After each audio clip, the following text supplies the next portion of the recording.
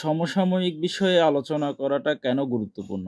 এইটা আসলে আমরা দেখতেছি যে আমাদের আলুল হাদিস সালাফি আলেমরা ম্যাক্সিমাম সময়ে সমসাময়িক বিষয়ে আলোচনা করেন না। ওনারা আলহামদুলিল্লাহ শিরকের বিরুদ্ধে, বেদাতের বিরুদ্ধে, তাওহীদের বিষয়ে ইত্যাদি বিষয়ে ব্যাপক গুরুত্বপূর্ণ আলোচনা রাখে এবং কি ওইটার প্রভাবে সমাজে পরিবর্তনও আসতেছে, এটা আমরা স্বীকার করি।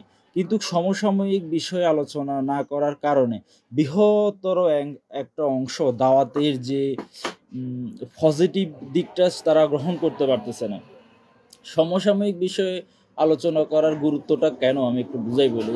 আমার দৃষ্টিতে যেটা, সেটা হলো দেখেন, আপনি সময়ের প্রেক্ষিতে যেই মানে আলোচনাগুলো হয় ওইটা মানুষ যত আগ্রহ সহিত জানার উদ্দেশ্যে মনোযোগ দিয়ে দেখে, অসময় হইলে সেটা তেমন দেখে না। যেমন আপনার রমজানের যখন চলে বা রমজানের ১ মাস আগে বা রমজানের চলা অবস্থায় মানুষ যেই পরিমাণে রমজান বিষয়ক বিভিন্ন ফতোয়া নিয়ে আলাপ আলোচনা বা কোনো আলেম আলোচনা করলে, কোনো বক্তা আলোচনা করলে যত মনোযোগ সহকারে রমজানের আলোচনাটা শুনে, রমজান শেষ হওয়ার পরে বা রমজান ছাড়া অন্য মাসে কিন্তু সেই পরিমাণে ওই আলোচনাগুলা শুনে না।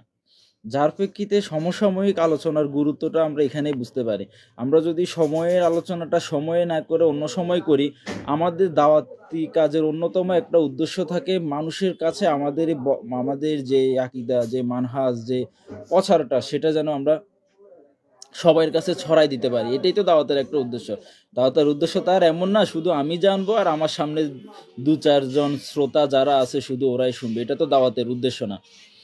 যেহেতু আমাদের উদ্দেশ্য হইল অধিক মানুষকে জানানো, সেই ক্ষেত্রে সমসাময়িক বিষয়ে আলোচনা করাটা অত্যন্ত জরুরি। কারণ এটার আরও একটা বাস্তব উদাহরণ দিই। রাষ্ট্রীয় বিষয়গুলোতে যখন আমরা সমসাময়িক আলোচনাগুলা করি না, তখন কিন্তু মানুষ এটারে কি বলে, এই মানে তালাশ করে যে এই মুহূর্তে আমার করণীয় কি, কিন্তু মানুষ এটার উত্তর খুঁজে পায় না। মানুষ উত্তর খুঁজে পায় এমন কারো থেকে, অথচ ওই ব্যক্তি এমন দিকে মানুষকে পরিচালনা করতেছে যার কারণে তারা বিপথে যাচ্ছে। যেমন বর্তমান সময়ের কথা বলি, আপনারা দেখবেন আওয়ামী লীগের অনেক লোক এতটাই হীনমন্যতায় ভুগতেছে, এতটাই তারা দলকে প্রাধান্য দিয়ে ফেলছে, তারা ধর্মের থেকেও দলটাকে অনেক বেশি বড় করে ফেলতেছে। তারা মুসলমানের বিরুদ্ধে কাফেরকে সহযোগিতা করতেছে। এটা আমরা সকল সচেতন মুসলিমরা জানে। ইমান ভঙ্গের 10টি কারণের ভিতরে অন্যতম একটা কারণ হলো মুসলমানের বিরুদ্ধে কাফেরকে সহযোগিতা করা। কিন্তু দেখেন, তারা রাজনৈতিক কারণে ইসকনকে বা হিন্দুদের সাথে মিশে, অর্থাৎ নিজেদেরকে ওদের অংশ মনে করে ওইভাবে তারা কাজটা করতেছে ইসলামের বিরুদ্ধে, মুসলমানের বিরুদ্ধে। ইসকন তো আর ওই যে বাংলাদেশের বিরুদ্ধে মানে করতেছে না, মানে সরাসরি ইসকনের মূল টার্গেট তো মুসলিমরা। তো আপনি ওদেরকে সহযোগিতা করতেছেন, কিন্তু দেখেন ওরা যারা করতেছে ওরা তো আমাদের মুসলিম ভাই। কিন্তু ওরা কেন করতেছে? ওরা করতেছে যে ওদের কাছে এই জ্ঞানটা নাই। তো আপনি যদি এই সময়ে এসে তাদেরকে সমসাময়িক বিষয়ে জ্ঞানটা না দেন। আসসালামু আলাইকুম। ওয়ালাইকুম আসসালাম। ভাই তানভীর ভাই, আপনি মনে হয় অ্যাড হওয়ার কথা বলছেন। আমার অভিজ্ঞতা নাই যে কিভাবে আসলে অ্যাড করে, সেটা প্রয়োজন হলে পরে আপনার সাথে করে অন্য সময় অ্যাড হবো। সমসাময়িক বিষয়ে এই কারণে আলোচনা করাটা জরুরি। আমরা যদি সমসাময়িক বিষয়ে এখন আলেম ওলামারা এই বিষয়ে বার্তা দিত, তাহলে আমার বিশ্বাস অনেক আওয়ামী লীগ যারা নিজেদেরকে এখন ইসকন লীগ, হিন্দু লীগ ইত্যাদি ভাবে নিজেদেরকে ওদের সাথে মিশাই দিছে, ওই কাজটা তারা করতো না রাজনৈতিক কারণে। কারণ তারা রাজনীতি করতে গিয়ে নিজেদেরকে ধর্ম থেকে বিচ্ছিন্ন করতো না। কিন্তু দেখেন, আমরা সমসাময়িক বিষয়ে তাদেরকে এই বিষয়গুলো বুঝাইতে আমাদের বোঝানোর অক্ষমতার কারণে, আমরা এই সময় এই আলোচনাটা না করার কারণে এত বৃহত্তর একটা আমাদের মুসলিম ভাই, ওরা তো আর কাফির বলতে পারবেন না আপনি ওদেরকে এই মুহূর্তে ডাইরেক্ট, কিন্তু আপনি তো তাদেরকে দাওয়াতটা পৌঁছাইতে পারতেছেন না, যেটা আমাদের উপর অত্যন্ত গুরুত্বপূর্ণ মানে কর্তব্য ছিল। এই যার কারণে আমাদেরই মুসলমান ভাই, আমাদেরই ভাইরা হিন্দুদেরকে সহযোগিতা করতেছে, হিন্দুদের কেন, বিশেষ করে ইসলাম বিরুদ্ধে যারা এই দেশে কাজ করতেছে, ইসকনের বিরুদ্ধে সরাসরি এই এই আওয়ামী লীগের মুসলিম ভাইরাই কিন্তু ওদের হয়ে কাজ করতেছে। কিন্তু তারা এটাকে ম্যান্ডেলিটি নিতেছে যে রাজনৈতিকভাবে। এখানে আমাদের আলেম ওলামাদের সমসাময়িক বিষয়ে আলোচনা করাটার গুরুত্ব ফুটে ওঠে। ওনারা যদি এই বিষয়ে আলেম ওলামারা বার্তা দিত, তাহলে আমার বিশ্বাস যে আমাদের এই মুসলিম ভাইরা তাদের এই মানে অপকর্ম থেকে নিজেদেরকে হিন্দুদের সাথে মিশে মুসলমানের বিরুদ্ধে যে কাজগুলা যাচ্ছে এই কাজে তারা অংশগ্রহণ করতো না। তারা করতেছে তাদের জ্ঞানে বিষয়টা নেই। তারা হয়তো ইসলাম ইমান ভঙ্গের যে একটা কারণ মুসলমানের বিরুদ্ধে কাফিরকে সহযোগিতা করার, এই কাজে তারা কখনোই যাইতো না। এই কারণে এই বিষয়ে যখন আমরা কথা বলি যে সমসাময়িক বিষয় আলোচনা করার জন্য, তখন আমাদেরই দিনী ভাই কিছু ভাই আছে যারা এটাকে বলে যে ওটার ভাইরাল রোগে ধরছে, ওটা ভাইরাল হতে চায়। ভাই এটা ভাইরাল হওয়ার বিষয় না। আপনি ভাইরাল হবেন কি হবে, মানুষ ভাইরাল হওয়ার জন্য এখন ওই যে পজিটিভ কিছু করতে হয় না, কিছু উল্টাপাল্টা কাজ করলে আপনি ভাইরাল হয়ে যাবেন। মানুষের ভাইরাল হওয়ার এমন মানে যারা ইসলামের অথচ ইসলাম বুঝে তারা অন্তত নিজেদেরকে ভাইরাল হওয়ার চিন্তা করেন। তারা চিন্তা করে যে আমার দাওয়াতি কাজটা যেন অধিক মানুষের কাছে পৌঁছায় এবং কি মানুষ যেন ওইটা থেকে উপকৃত হইতে পারে। এটাই তো দাওয়াতি কাজের।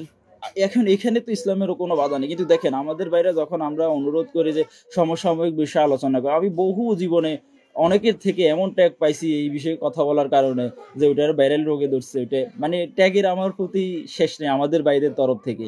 এই কারণে আমি সবসময় মানুষকে বোঝানোর চেষ্টা করি সমসাময়িক বিষয়ে আলেম ওলামাদেরকে কথা বলার জন্য উদ্বুদ্ধ করুন। যাদের সাথে আলেম ওলামাদের সম্পর্ক আছে, আলেম ওলামাদের সাথে মিশার সুযোগ আছে, তাদের সাথে যোগাযোগ আছে, ওনাদেরকে বিষয়গুলো বোঝানোর চেষ্টা করুন। কারণ ওনারা অনেক এই আকিদা বেদাত ইত্যাদি নিয়ে তারা ব্যস্ত থাকে, ওগুলা নিয়ে রিসার্চে ব্যস্ত থাকে, পড়াশোনাতে ব্যস্ত থাকে।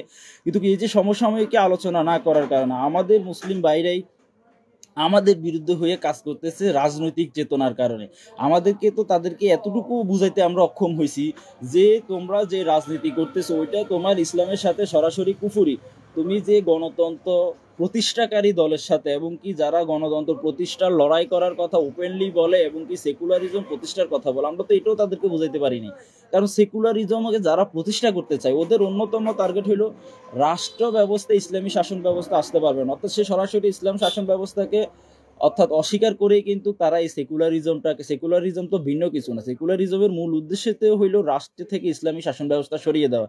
আমরা ইতিমধ্যে শুনছি এমনও রাজনৈতিক ব্যক্তি আছে যারা শরিয়া আইনে বিশ্বাসী না, ওপেনলি বলছে। এমনও রাজনৈতিক ব্যক্তি আমরা শুনছি যে তাদের ফিলোসফিতে ইসলামী শাসন ব্যবস্থা নেই। তাহলে আমরা এই যে আমরা মুসলমানরাই তো এই রাজনৈতিক দলগুলোর শক্তি যোগাচ্ছি।